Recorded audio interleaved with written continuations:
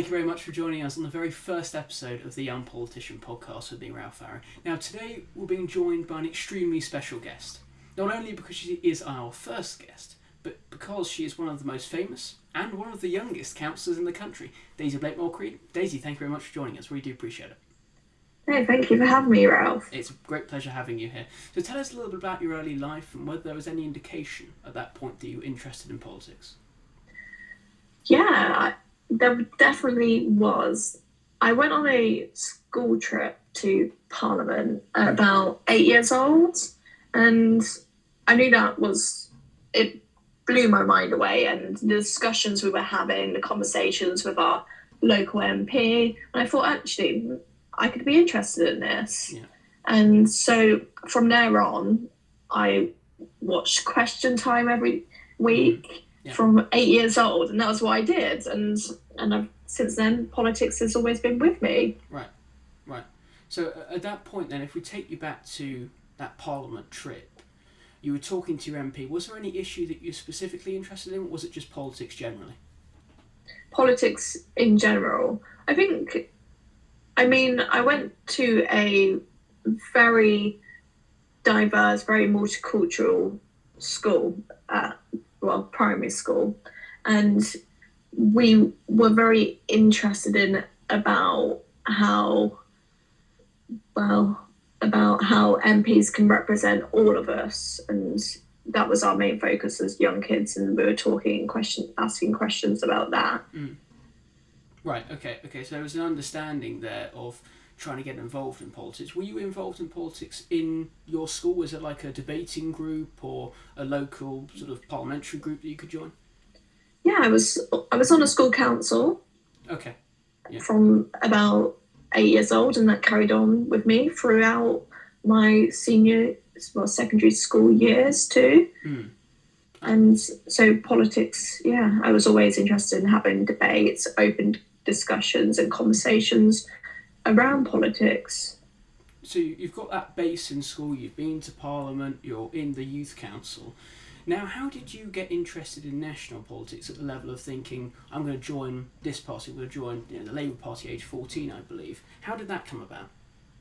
So, as I just said, I used to watch Question Time quite frequently, and I got to a point where it went from watching it to actually questioning people's responses and the conversations which were going on. And I thought, how do I get involved? And I started by protesting. I went on lots of demonstrations when I was younger.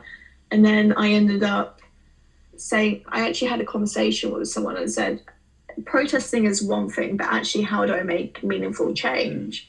So I decided to look into all of the political parties, and the one that aligned with my political views at the time was Labour. And what values did you have at the time then that aligned with the Labour Party? It was predominantly I was young, 12 when I started looking into political parties, and then 14 when I actually joined the Labour Party. And it was mainly looking at equality and the idea of everyone being equal and equal society, and those little things were actually at that age stand out with bright shining lights. So was there something, because we're thinking probably about 2018, 2020 time, I'd imagine, that you're thinking of joining. So that's during the Corbyn years with the Labour Party. Was there anything appealing about Jeremy Corbyn himself, or was it just a Labour brand altogether?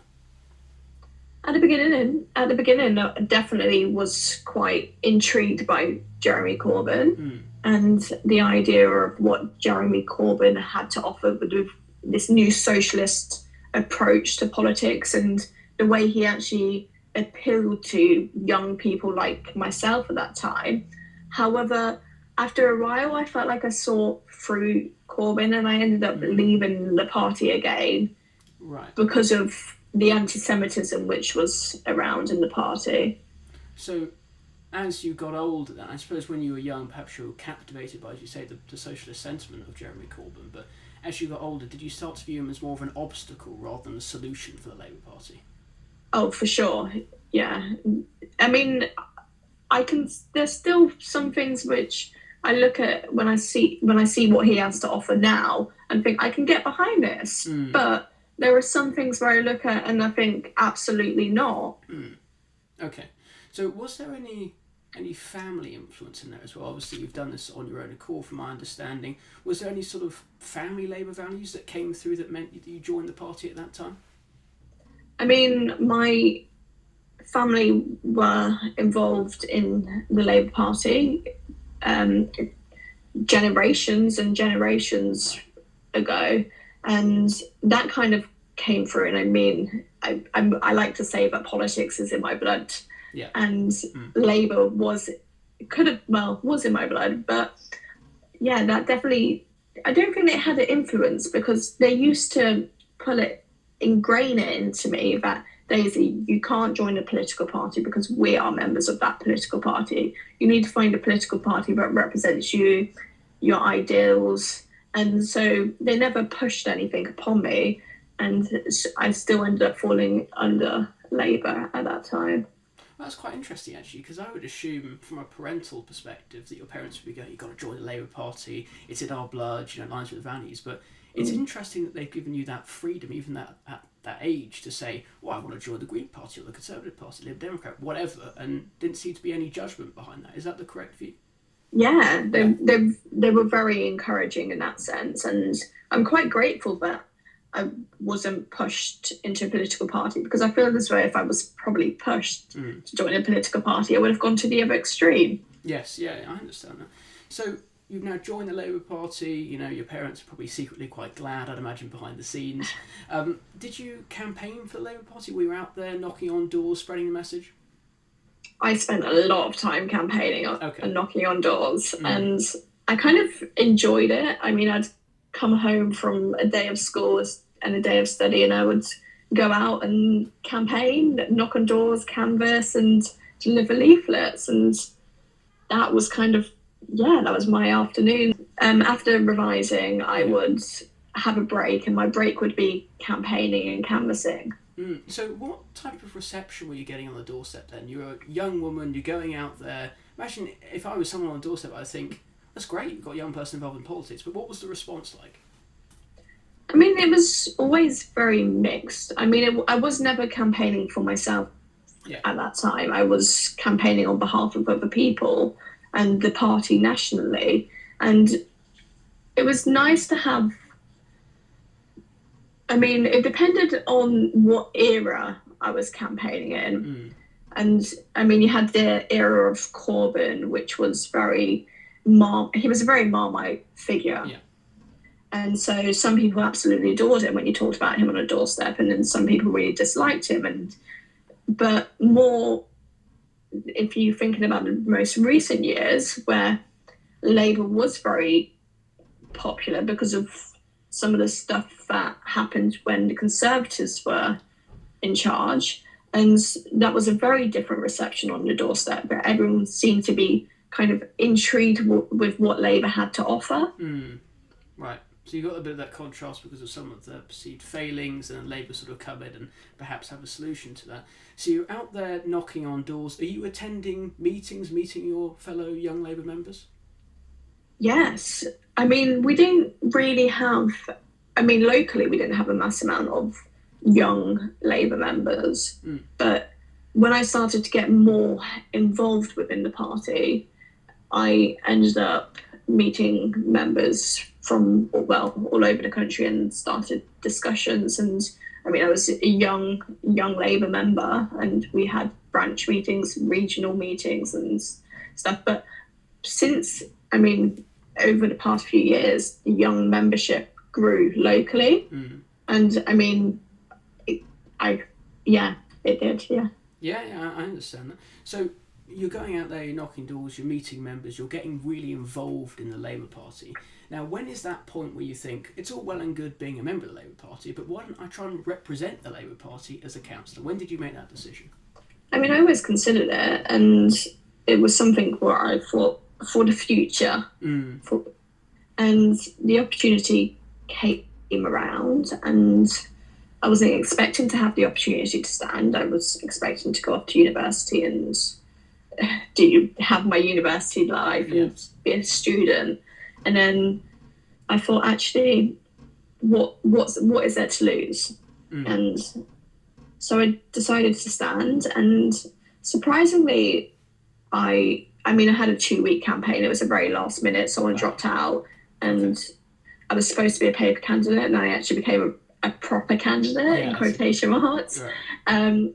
And I managed to knock on every single door in the ward, and I don't know how that happened within 2 weeks whilst doing my A-levels, but it happened. I made it work. But the response was always brilliant, and it was very good to hear people say, look, it's great that you're young, you can bring a fresh face. People kept on saying that, a new perspective to local politics. So at that point where you get the call, obviously you're one of almost like the reserve members, and therefore you're called up, and when somebody drops out, how did you get to that point of being a reserve member? What's the selection process like? I mean, you have to go through the National Party selection process. Everyone has to be vetted and go through the checks and actually get questioned about what Labour principles do you have. Right. And that's the selection process. I thought was quite easy for me because I wasn't wanting to be a politician. I was a Labour member. I had these Labour values, and I stood by those values, so that didn't bother me. But I think it was a bit different being young. I think I was perceived quite differently by members and by fellow councillors and people who were up for election too.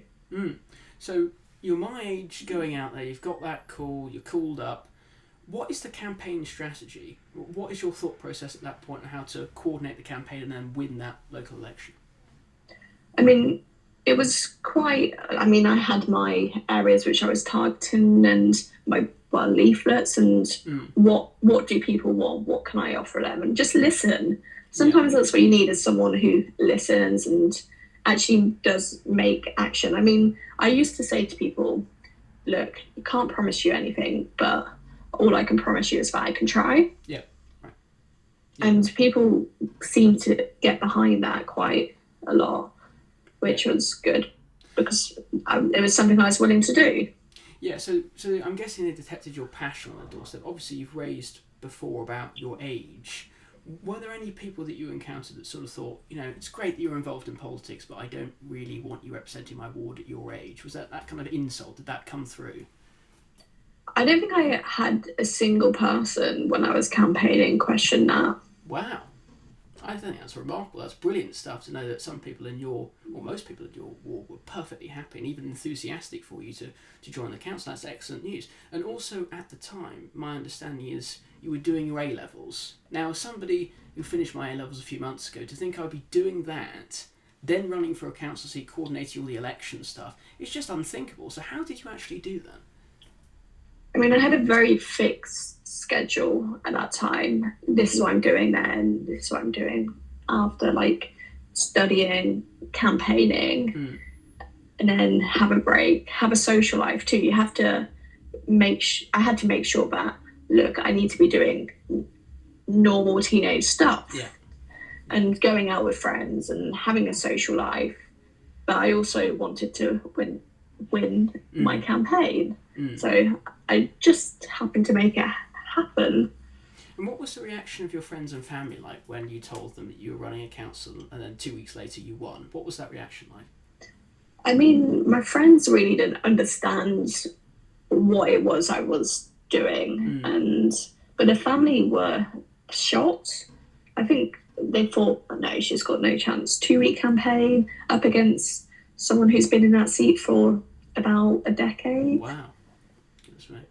So they were sceptical at the first point, but they were glad, I'm guessing, that you went out there and started this whole thing. Yeah, they were very pleased. Yeah. So you get to that point where you've beaten, I believe, Andy Coles was your opponent. You received 940 votes. You've beaten him. Now, obviously, it seems like the expectation from people around you was you weren't going to win, but it's great you're getting involved. What did you personally think? Did you, in your heart of hearts, did you think, I've got a shot at this. I can actually win? I actually was so unsure because my response on the door was very pleasant, very good. But when I went back to the councillors, I remember on election night, look, you've got no chance of winning. Oh, well, and message. I ended up winning. Yeah. By a landslide too. Right. And that was obviously reflective of the message you were getting on the doorstep. So let's just play out the reason why you think you won. Because obviously you're getting this reaction. What are the key reasons you think that you won that local election? I mean, I was offering people a new perspective, and I think people at that time wanted a new perspective. And I mean, the national mood was at that time very pro-Labour. Yeah. And obviously that must have helped in my favour. But it was just, especially in local politics, it's always the same faces who stand again and again and again. And I wasn't one of those same faces. Right. What were the specific local issues? You obviously got the age. What were the specific points where people were saying, oh, need to sort out local bin collection or something like that? What were the issues in your area? It was mainly things like housing and the increase of HMOs and potholes and things that people actually, you don't realise that actually impact people's everyday lives, like fences and cutting off grasses and planning permission, stuff like that. Yes. Yeah, I think once we get caught up in the national look of politics, we think that potholes and fencing, all that sort of stuff is quite trivial when we're focusing on international politics and the economy and things. But these are things that really matter to people, that actually impact their everyday life. So on election night, people are doubting you. They're saying you're not going to win. You got no chance. The result is announced. You've won. What's your immediate reaction? I was so shocked. I was like, what do I do now?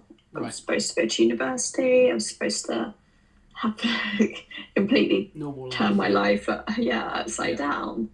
And I actually really, it was quite thrilling actually. There was a thrill about being elected and making a difference, making a change. And obviously my age, I was excited that because I was young and what I had to offer.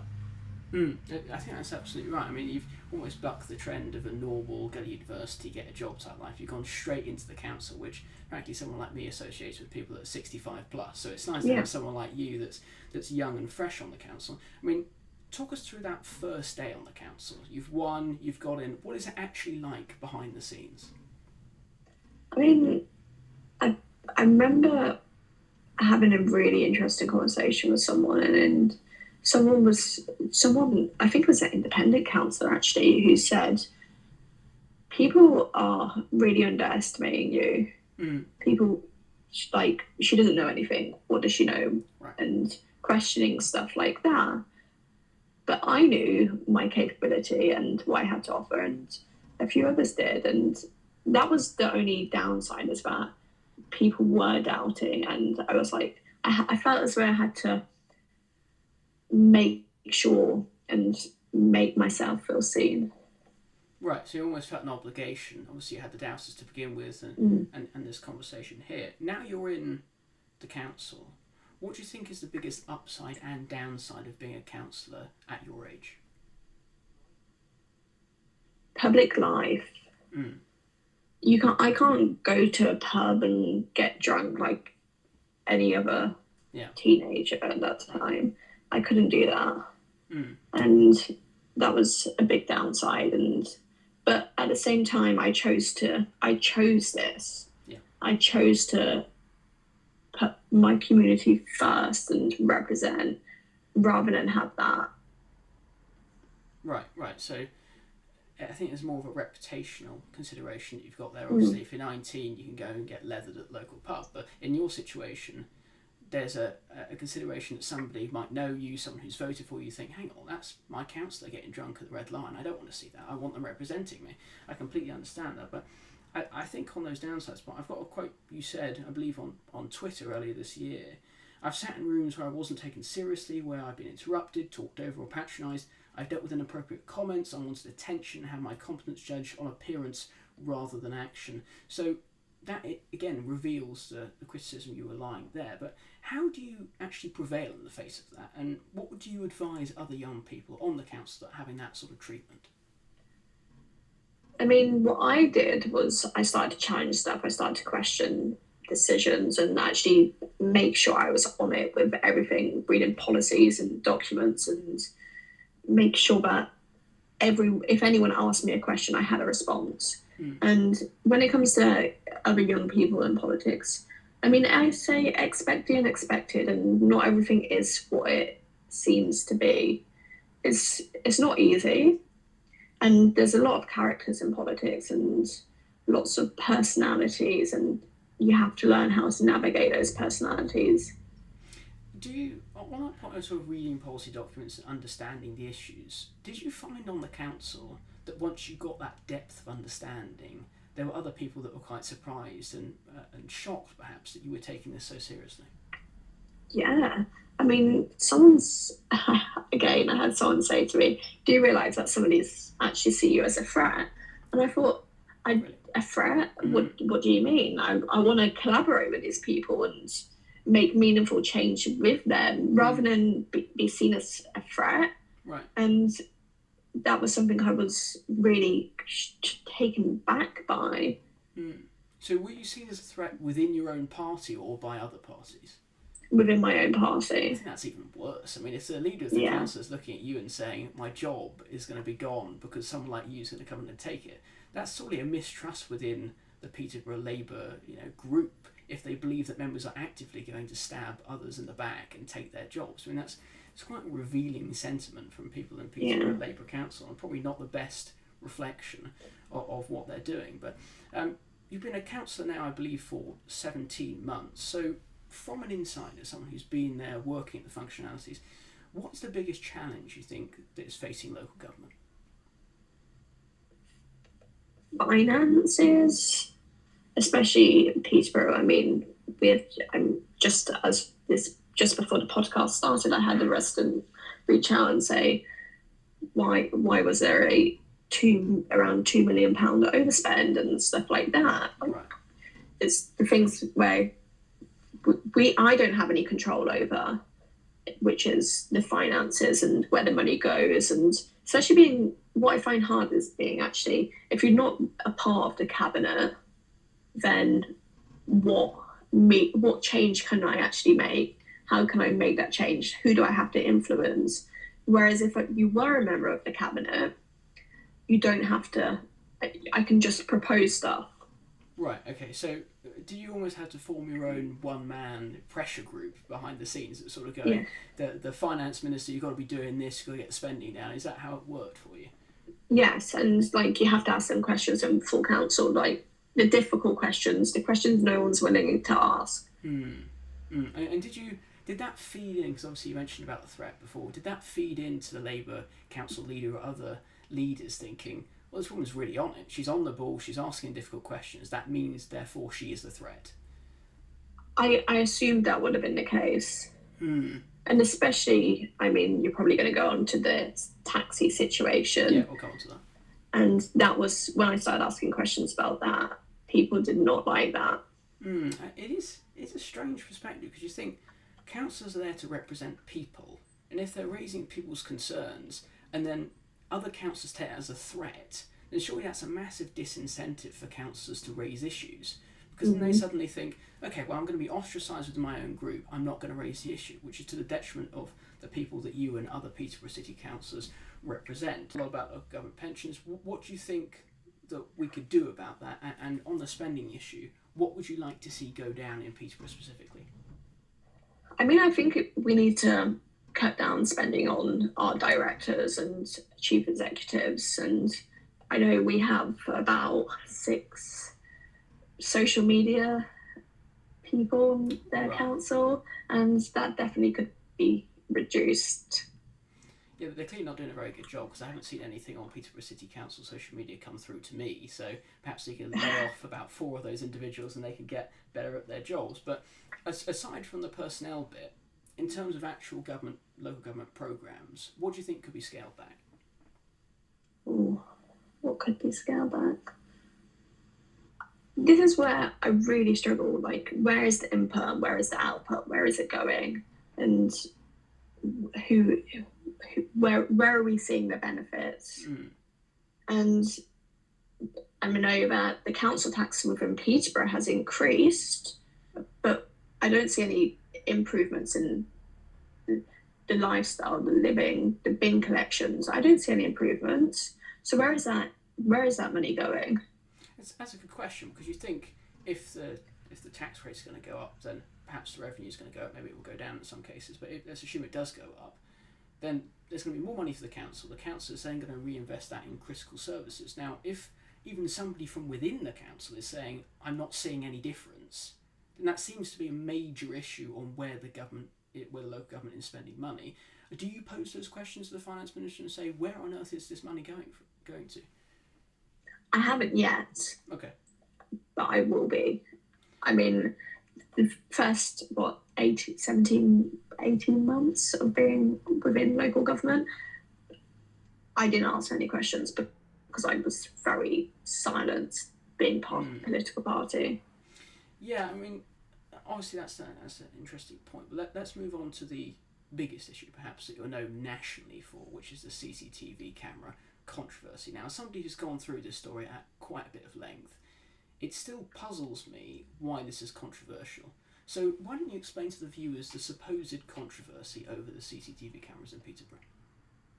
So the proposal was a national campaign where local authorities, which have high rates of child sexual exploitation, to have CCTV in their private hire vehicles and taxis. And I thought, absolutely brilliant. I can so get behind this. And I mean, I voted for it in licensing. And then when it came to full council, it was a whip to vote against CCTV and taxis. And I went with a whip. And so why, the only reason, I mean, there was a lot of conversations around, we can't lose votes. We have some seats and areas are very taxi driver heavy. And you're thinking, actually, I don't care about votes. I care about safety. And especially when we're a city that has high rates of child sexual exploitation, I want to make sure every child, because every elected representative is a corporate parent, I want to make sure every child is felt safe, and not just children, vulnerable people too, is feeling safe within our city. And I want to ensure taxi drivers and Uber drivers feel safe themselves. Yeah. But the controversial part was that because I said that the taxi drivers within Peterborough were predominantly Pakistani, people didn't like that for me calling it out, especially with the national. I mean, there's a lot of talk around the grooming gangs nationally at the moment, and then that happened with the taxis within Peterborough. Yeah, it seems like a local government initiative that should be taken, but I think the vast majority of the country would step back and think that's perfectly logical. I mean, the statistic I've got here is that over the past decade, sexual offences in the back of taxis is up 70%. So surely there should be a measure from local government perspective to stop that from happening. Now, why do you think that this proposal was seen as controversial? I believe 37 of your fellow councillors voted against this proposal back in December. Why do you think that was the case? Because they didn't want to lose their seats. Because we rely, I mean, I was quite lucky because my seat was very white British seat, and whereas other people's seat, they had a lot of taxi drivers and a lot of votes which came from certain demographics, and that's how they got elected. And so they don't want to lose their position of power, so they were willing and are willing to put women's safety, children's safety at risk so they can keep their position of power, which I think is really immoral. Yeah, I absolutely agree with you on that. I mean, surely if you're in that position, you've been elected to represent people, to safeguard, as you say, women and children's safety. Why wouldn't you back this? And from the taxi driver perspective, why do you think they were so opposed? So I actually spoke to someone who was on the council for a very long time, and they stated that, well, last time this was proposed about a decade ago, and taxi drivers actually took to the street campaigning against CCTV, and it practically happened again. We was getting lobbied like anything by the taxi drivers not to have CCTV in their taxis, and they say they opposed it because of cost. However, when you look at the documents and the proposals, the cost of the CCTV instalment could be claimed back through tax rebate. Okay, so when you put that particular perspective to the taxi drivers or the representatives of the taxi drivers, what was the response that you received? That it was a very you don't know what you're talking about response from fellow councillors. Let's try and silence her. Let's try and keep her quiet about why. Let's dismiss these questions she's asking. And I started to, get concerned, because obviously we are. Peterborough is one of those named places which have had grooming gang scandals. And I know within the independent inquiry, Rupert Lowe's independent inquiry, that Peterborough is named. Kemi Baynock named Peterborough as one of the places for grooming in her speech. And it came out in the Casey report too, that Peterborough is one of those places. And interestingly, when you look at the Casey report, that taxi drivers were complicit in the trafficking and the moving of young vulnerable girls to be groomed. And some of those taxi drivers themselves were grooming these girls. Yeah, it's an unthinkable level of terror that these women and children were enduring, especially given this devastating number of 70% increase in the back of taxi, sexual offences in the back of taxis over the past decade. In May, I think the BBC published an article on you that said that even though this proposal was defeated by some of your fellow councillors, you were continuing to campaign on this issue. Why do you have so much passion behind this, and why? And do you actually think it's realistic that the council are going to say, "Okay, she's campaigning on this, I'm going to overturn our previous decision"? I thought after the vote, I really struggled, because I went with the vote. I went with a whip naively, and I just couldn't look at myself in the mirror. I couldn't live with that idea of actually knowing that a young girl could be getting in a taxi today and be groomed, or someone could be assaulted, any sort of incident, a taxi driver being attacked, and there's no CCTV evidence to prove anything, because you can be one-on-one. It's different to a bus situation, which actually does have CCTV, and a train also has CCTV. Whereas when you're in a taxi, you're more likely to be in a one-on-one situation where there's no one else seeing this but yourself. It's your word against theirs. And so I'm continuing, and I'm still campaigning for it. We've had a lot of conversations, and a lot of elected representatives have gone back on what they've said about CCTV in taxis.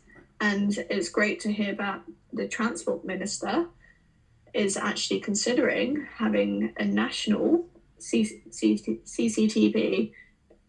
mandatory CCTV in all taxis and private hire vehicles nationally. Because I think if it gets taken out, you take it out of local government hands, when you don't have people who are conscious about losing their seats, and it actually goes into national government hands, and the national government put it in, then there's no party politics. There's no, I'm going to lose my seat over this, which is great, because well, people shouldn't have to think about losing their seat because of things like this anyways.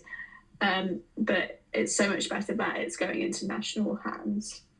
Yeah, I think you get that honest and thorough review, like the stuff that Rupert Lowe's been doing, of actually analysing this and not looking behind and thinking, I'm going to get blocks of people that are going to vote against me, or there's that internal fear that you're going to lose your seat. But, I mean, after this incident, you touched on it earlier, you were accused of racism by some of your fellow Labour councillors and the broader council altogether. I mean, I think one of your colleagues said that what you've done tonight, we are now going to lose our councillors in Central, North and Park. All 3 wards are taxi driver heavy, which is what you mentioned before. And then I believe you said in an article that you published in the Telegraph a few months ago that the Labour Party acts, and I quote, more like a mob than a social justice movement. So do you think that we're seeing the return of the attitude that helped cover up the rape gangs scandal for so many years, whereby you raise a legitimate concern and you get silenced, you get shouted down, and you almost get removed from the public debate? I think we're not seeing a return in particular. I think the cover-up has always been there, and we are seeing people ask questions and challenge stuff now, and it's all coming to light, it's being exposed, and people don't like that. And I think definitely we see people in positions of power complicit in the grooming and the scandals and the child sexual exploitation. Right. I think that ties into what you were saying earlier about sort of electoral considerations, that people are putting their constituency concerns first, not on safety, but on just winning and retaining that constituency, which is quite troubling as a constituent, as we are all constituents, to think that our representatives aren't representing us, they're representing their own electoral concerns. That's quite worrying. I mean, you were not just accused of racism, I believe, you received a barrage of vile anti-Semitic abuse as well as a result of this. I believe one of your Labour supporters, even in Peterborough, said, according to Telegraph, that you were on the payroll of Benjamin Netanyahu, the Israeli Prime Minister. Obviously a baseless and unsupported claim. Now, do you think this is symbolic of a deeper anti-Semitism problem within Labour, even after the Corbyn years? I think we all expected, under a new leadership, a big change, and Keir Starmer promised us that anti-Semitism was going to be destroyed within the Labour Party after the days of Corbyn and the absolute horrific anti-Semitism which was there, but it hasn't gone away. It's still there, and no one's challenging it. And it's because if you look at the Labour Party's policies and who they shape their policies for and who they get their main votes from, they will dismiss the anti-Semitism. I mean, we've even seen in recent days the logical extent of that. Obviously, the horrific attack in Manchester and the response that we've had from the Prime Minister, people like David Lammy who have been heckled when they've been talking at vigils. I think there's still a deep anger at the way this government has handled relations, particularly with Israel and other anti-Semitic incidents. But going back to you, Daisy, I mean, all of this has culminated in your dramatic resignation from the Labour group on Peterborough City Council. Now, why did you resign? And how significant of a step was this of somebody who has been a Labour member from when you were a teenager? It's extraordinary. I mean, the reason I resigned from Labour was because I couldn't make a change from within. I stayed for a while whilst I was still being accused of being a racist, and I tried, and it got to a point where they were pushing me out, and I felt as though I could probably do a better job being independent, where my voice isn't being silenced. Yeah, because if you're in the independent camp, you don't have that pressure, I suppose, internal party pressure that's saying, as you said earlier with the whip, you must vote this way, otherwise there'll be consequences, all these terrible messages that you're receiving from your fellow Labour councillors. Now, when you made that decision, how did other Labour councillors and your Labour leader react, and how did your constituents react as well? I mean, a lot of them were saying about you're good at this, like you're a good councillor, and we need you. Yeah. But I wasn't willing to stay whilst I was being accused by fellow local councillors of being a racist, and especially being targeted with that anti-Semitic abuse. Did many of your I suppose, decent Labour councillor colleagues that weren't talking about this stuff, that weren't concerned about losing their seat or the anti-Semitic abuse, did they come to your support and say, look, Daisy, we're with you, might be behind the scenes, but we support you 100%? No, I think every single one of them there was concerned about their seats. So nobody within the Labour group came to your support? No. Privately, I had one who's now gone independent herself, reached out in support, but she stayed for a while, and then I think she saw through the group and actually thought not a single person there is true Labour, and they are more concerned by having a position of power than actually representing a party and representing the people. And she left, and she definitely came to me with a lot of concerns and a lot of support, which was nice, but it would have been nice to have a little bit of public support too. Yeah, I think that's a damning indictment on the state of the Peterborough Labour group, that none of them, except the one that's just gone independent, came out and even privately supported you. What about members of other parties, bipartisan support? How did you get on with that?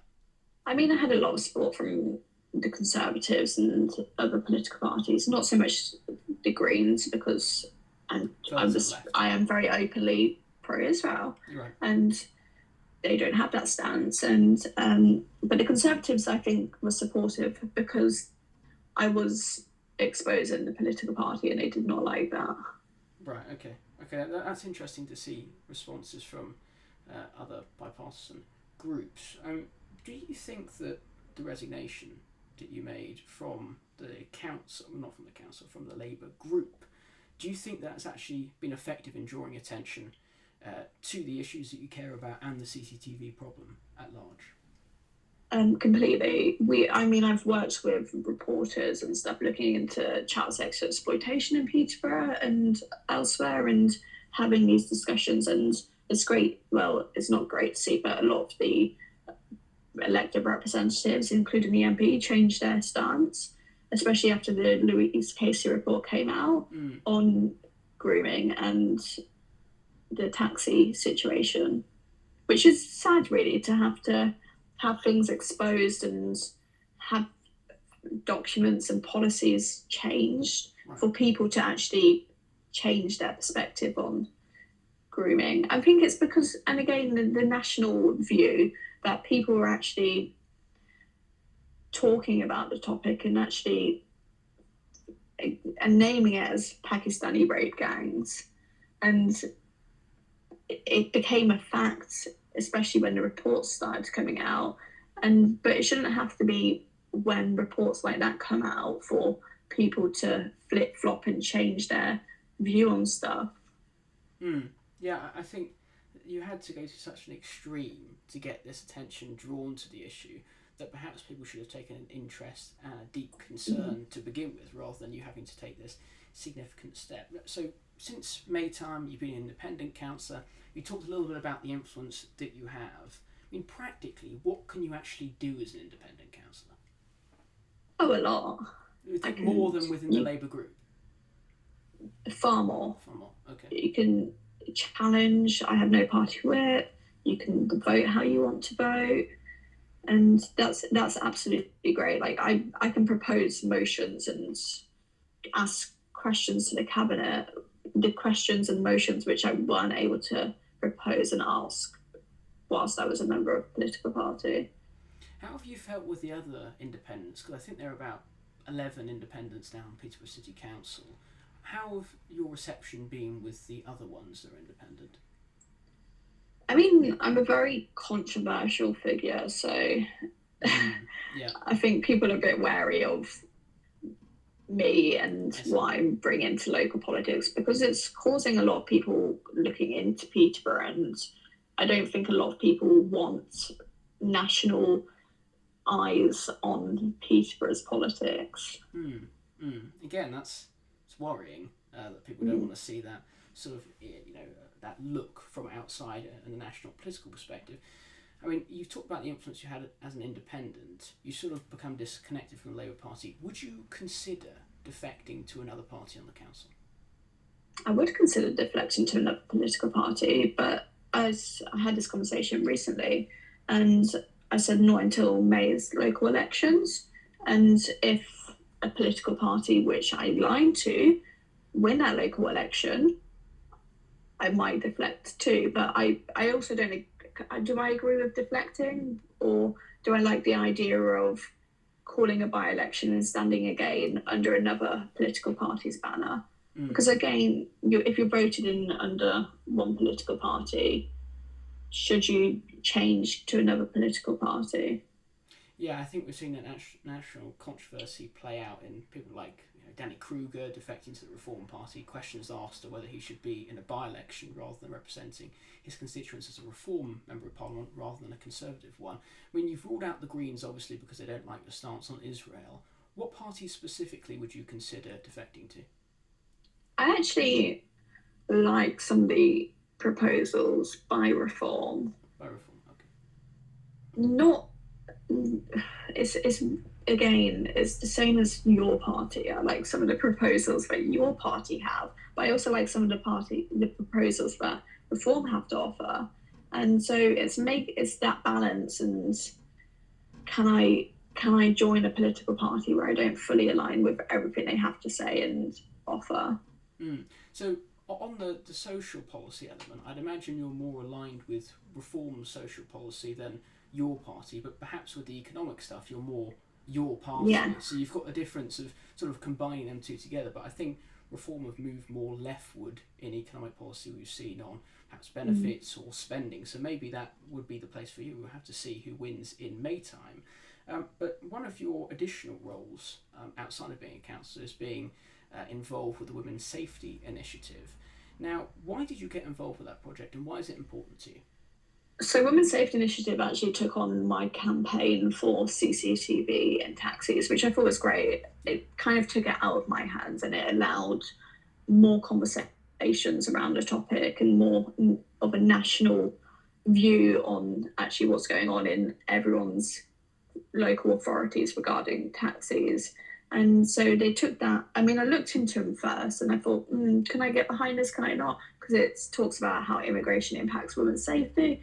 And so I had some very good conversations with the lady that set up the organisation. And we talked about how actually they're not anti-immigration. They want to make sure immigration isn't impacting women's safety. Why should immigration have to impact women's safety? Yeah, obviously you've talked there, but one of the core arguments of the Women's Safety Initiative is that mass uncontrolled migration, is threatening women's safety. Now, I imagine you buy into that argument, so can you build that out for us and explain why you believe that? I mean, we've seen a lot over the past few months. If you look at Epping and the asylum seeker hotels, I mean, I have one in the ward, so right. It's the difficult conversations around that. And you talk, and we see so many instances of how immigrants are. I mean, it's a different cultural thing, and it's the people who struggle to integrate are the ones which are posing a risk to women's safety. And I mean, the ones that integrate absolutely fine, and there's no risk to women's safety in that sense. But if you are from a different culture where women aren't treated as equal and seen as second-class citizens, then there's definitely a danger there. I think that does reveal why perhaps you were so unsettled within the Labour group, because I don't hear that opinion very often articulated from people within the Labour Party. There's almost like a taboo with that situation, that immigration in and of itself is a good thing, therefore no questions must be asked. And my understanding of the Women's Safety Initiative is that it's not anti-immigration, it's anti-mass uncontrolled migration, and bringing those numbers down and getting the right cultures in, as you said, it is what the initiative is all about. But let's broaden this discussion out to national politics. Obviously you're a hugely influential figure locally and perhaps even nationally. What do you think about how the Labour Party have done in terms of managing the small boats and national migration crisis? I mean, they've very much flip-flopped, the party have, on their stance on immigration and the small boats conversation. And it's a shame, really, because, again, I think it's quite a simple way to, I mean, it's not simple, but I think if you explain it as like, if you fail to integrate in the country, then you don't deserve to be here. You need to conform and British values. You need to understand British values and the way of British life. And if that doesn't work, and if you fail to do that, and if you are arrested in our country and propose as a risk, then I don't see a problem of deportation. Yeah, it seems like perhaps a simple issue for people outside. We've got obviously about, I believe, 10,000 foreign criminals in our prisons. Now, from somebody that's outside, you think, well, you just deport them home. But I think what the Labour government have been trying to articulate is always a little bit more difficult than that, and that addresses your flip-flopping issue of them saying yes or no. Yeah. Sorry. But if you also look at like the Labour's predominant votes, they come from the BAME community, and they will be scared to talk out against that. When Labour used to stand for the working class, and we kind of see how that white British working class people are left behind in Labour's policies now. And it's a shame, really, because that's what the Labour Party started up for, to represent white British working class. And it's kind of forgot and changed their policies towards white British working class people. So I think you have a unique experience in this because, as you said, you do have a migrant hotel in your particular ward. Now, what is the constituent reaction to that, and how do you find being the councillor for an area like that? So I've actually had no problems with the asylum seeker hotel in the constituency, but I mean, because of the national conversations around it, people are concerned about it. But again, they've integrated it, it's worked, and that's absolutely not a problem. If you integrate, there's no problem. Yeah, I think that underscores your entire point, that it's not really an issue with the individuals, it's about their cultural attitude to the UK. And if it is assimilation rather than almost rejection of the culture, then it is perfectly fine. Now, we touched on it earlier about the rape gang scandal inquiry. What do you think about the way that the government have been handling it? Because we heard from Keir Starmer at the beginning that it was jumping on a far-right bandwagon, and then he said he's going to do local inquiries, and then it was a national inquiry. It was a bit of a mess along the way. As someone who has been fighting for this cause for victims for so long, how do you think they handled that? I think they really dismissed it, and I think they actually, the way they talked about victims and whistleblowers was quite disgusting, really. And when were we ever going to get justice? I mean, the Conservative Party didn't do much previously for the victims and the whole inquiry around it. But it's also great to see now that they are wanting a national inquiry. And I mean, if it takes so many people to push for the conversations and the change of views, but that's good. I mean, we shouldn't have to push and challenge until Parliament change their views and actually propose stuff, but at least they have. I think that is one of the key issues on immigration and the economy that's seen the Labour Party's polling plummet. I mean, it's been quite remarkable and extraordinary as an observer to see how the Labour government didn't really have a honeymoon period. It was almost straight out, and they were criticised immediately because of perceived failings. Now, I believe one of the polls recently has put the Labour Party at 16% at its lowest. for an incumbent party, that is nothing short of disastrous. Now, as a former Labour member, councillor, representative, what do you think the party could do to win back people like you?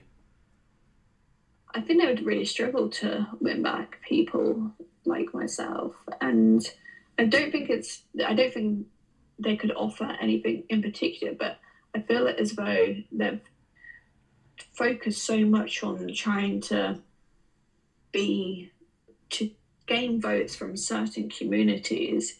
They've pushed out the votes of people who they should be representing. They should be representing everyone, right?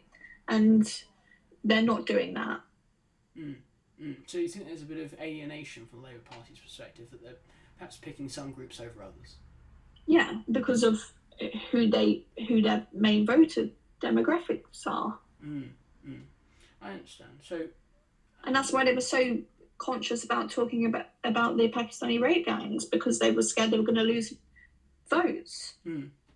Yeah, I think it goes back to your point earlier about electoral consideration, that's a higher priority than people's safety. I mean, we've seen a lot after Labour Party conference of people like Andy Burnham have been on the fringes, they've been at fringe events talking to people. Now, as somebody who used to be in the Labour Party, would a figure like Andy Burnham be a more appealing Prime Minister than Keir Starmer, do you think? I mean, I actually put a post out recently asking what people's view on Andy Burnham was, because actually he started to call for Greater Manchester have been calling for mandatory CCTV in their taxis for quite a while now, but a lot of people were saying about how he did dismiss the Pakistani rape gangs which were happening in Manchester and Rochdale and stuff, but because he's a mayor, can he say different things? And if he was to be an MP, would he change his narrative and his view on stuff? Because you see that happen quite a lot. People who do have strong stances on stuff before they're elected, and once they are elected as an MP, they start to follow the party whip and don't speak up on things they should be speaking up, because they think they will climb the ladder and get a cabinet position if they keep following the party whip. Yeah, I think that's been the most amazing thing about Andy Burnham, because he's been on the outskirts, been saying all these things contradictory to Keir Starmer, and he's not in a position now to oust the Prime Minister, because he's not even an MP anyway. So he's been trying to gather support, saying, oh yeah, I've got loads of MPs that are calling me and saying, oh, come and stand, Andy. But he can't feasibly do it at the moment, so it puts into question, what is the point of him going around giving all these interviews and raising all these concerns? Obviously, Andy Burnham is a big national figure, so is the Prime Minister. Do you have national political ambitions? I thought about of course I think about national political ambitions, but not until I can fully get behind a political party that represents me. And I mean, I don't agree with people who get parachuted into places to stand. I would have to stand in a place where I've lived and I know the area, know the people, and can truly represent them, because I understand their concerns and their problems. So once you find that alignment in party, whoever it is, would you consider becoming an MP and even go further than that, cabinet minister or maybe Prime Minister? Yeah, I mean, I have been talking with people recently about getting the campaign up for 28 and talking about, okay, January time, we need to start getting out there and talking to people and talking to donors and sponsors and people who will fund the campaign. And it's something I'm not saying no to, but I haven't agreed to yet. So who is your current MP at the moment, Daisy? Andrew Pakes. Is he in a vulnerable position? Does he have a large majority? No. He's got a thin majority. He is in a very vulnerable position. So are you eyeing a bit of prey here to go out there and take his seat? I mean, Peterborough's split into two different MPs. You've got Andrew Pakes and you've got Sam Carling, who was elected as the UK's youngest MP. Yeah.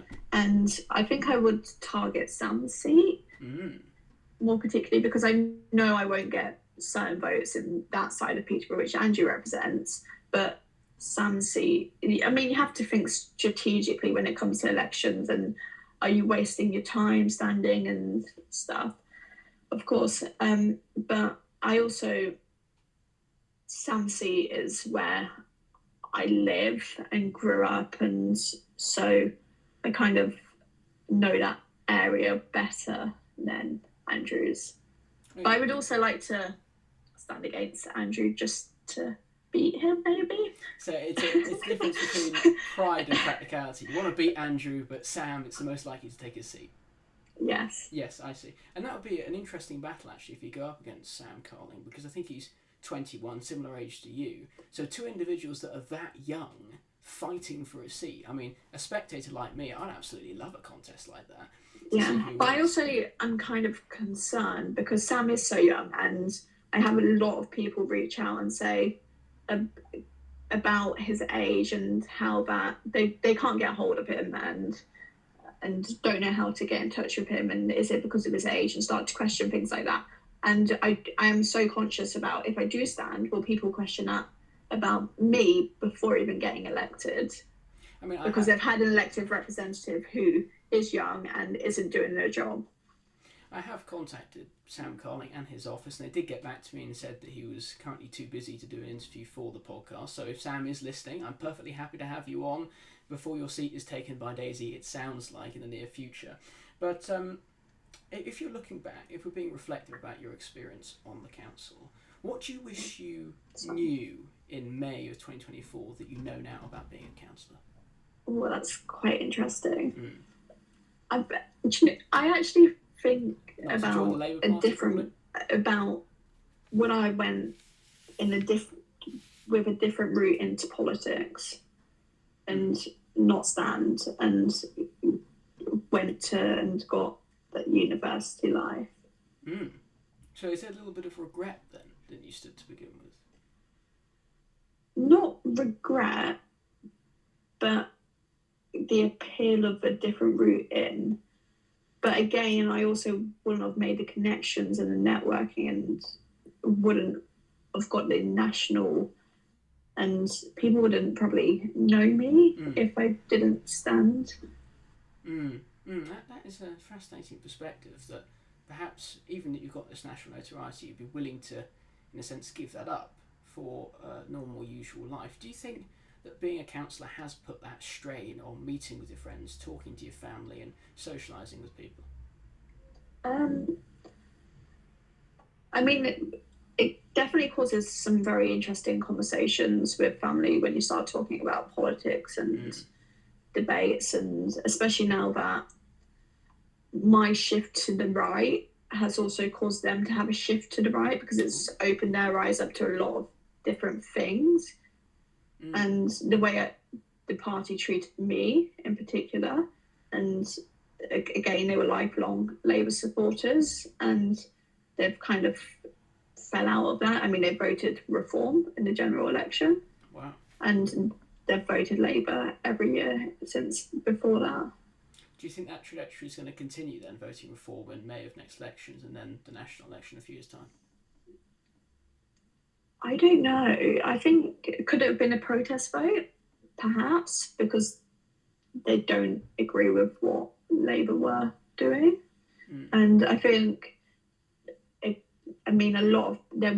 think we'll see even more protest votes, and we'll see far less protest votes, because Reform is looking very electable at the moment. So those who were protesting and voting Reform will actually think, if I protest and vote Reform now, then we might actually see a Reform government. Yeah, I think that perspective was taken from many people prior to the election, but now they have council responsibilities. I think people are going to be looking at that and seeing the delivery, as you say, of local services, whether that's actually up to the rhetoric that Nigel Farage or Richard Tice or whoever is going out there and talking about. Now, obviously you're a prime example of youthful involvement in politics. What do you think young people should do to get involved in politics? Do you think there should be some specifically designed programme, or is it just a hard grit that you went through? The one thing, when anyone asks what would you do to get young people in politics and what is the way for young people to get involved in politics, I think it's very I think there needs to be a mandatory teaching of politics. And I say this quite a lot when that question gets asked, is that there needs to be a mandatory teaching of politics in schools. And it needs to be completely impartial, and which will be very hard to do, because you're always going to have people who teach it with very political minded views on stuff. But we need to get to a point where those views need to be absolutely in the back of the head and not being put on students. So until we get to a point where there is when there is mandatory teaching of politics in school, we're going to see a lot of young people still disillusioned with politics. Yeah, I had that experience in my own schooling life of sort of PCHE or PSE being used as a tool for political work, and what I got from that was some degree of political education, but quite a lot of, as you say, imposition from the teacher's perspective onto me. So when I challenged that, I wasn't debating students, I was debating teachers, and I was thinking, hang on, you're the educator, you're supposed to be laying out the facts and making me, determine my own view on that, rather than you telling me what the correct view is and what the incorrect view is. So I definitely agree with you on that need for students to debate rather than teachers to impose their thought processes on students. Now, our concluding question is going to become a tradition on this podcast. It's going to be asking about hospitality. We know it's in great trouble. They've lost 90,000 jobs since the last budget, projected to lose over 110,000 by the time of Rachel Reeves's November budget this year. Now, if I were in Peterborough tomorrow, Daisy, what are some of the best hospitality venues for me to visit? Oh, some good hospitality venues in Peterborough. Trust you to plug your place. If you want to mingle with the politicians in Peterborough, definitely try out the Argo Lounge. Okay. Is that what I'll find you, Daisy? Perhaps. Maybe. On a Friday night. Secret. Yeah. There you go, yeah. With a pink gin and lemonade. There you go. Promising stuff. Any other hospitality venues that you can shout out? The council officers in Peterborough also have a lovely Bewitched coffee downstairs, everyone's very friendly, so I would always recommend that too. And predominantly chain places within Peterborough, so I tend to either go to the Argo Lounge or I go to Bewitched if I'm going for a coffee. I imagine you're their most famous customer, obviously, Daisy, going to those hospitality venues. Of course. Absolutely. No one else is coming in that tops your fame, Daisy. So there we go, folks. That is the very first episode of the Young Politician podcast, joined by the wonderful Daisy Blakemore-Creedon. Daisy, thank you very much for joining us and being our very first guest. No, thank you, Ralph, for having me. It's a tremendous privilege. Thank you very much, Daisy.